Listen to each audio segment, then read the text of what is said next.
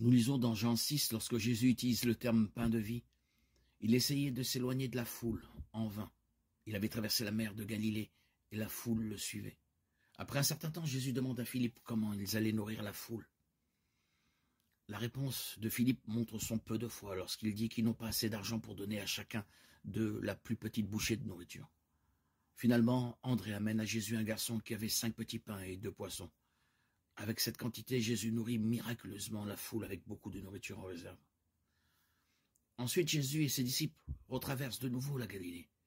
Quand la foule voit que Jésus est parti, ils le suivent à nouveau. Jésus profite de ce moment pour leur donner une leçon. Il accuse la foule d'ignorer ces signes miraculeux et de ne le suivre que pour le repas gratuit. Jésus leur dit dans Jean 6, 27, « Travaillez non pour la nourriture qui périt, mais pour celle qui subsiste, pour la vie éternelle que le Fils de l'homme vous donnera, car c'est sur lui que Dieu le Père a mis son sceau. » En d'autres termes, ils étaient tellement captivés par la nourriture qu'ils passaient à côté du fait que leur Messie était venu.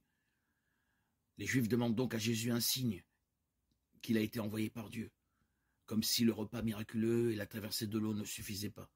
Ils disent à Jésus que Dieu leur a donné la manne pendant leur errance dans le désert.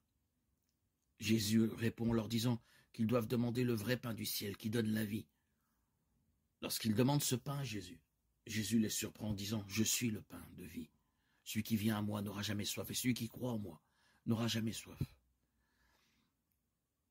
L'expression « Je suis » est le nom de l'alliance de Dieu, révélée à Moïse au buisson ardent, Exode 3, 14.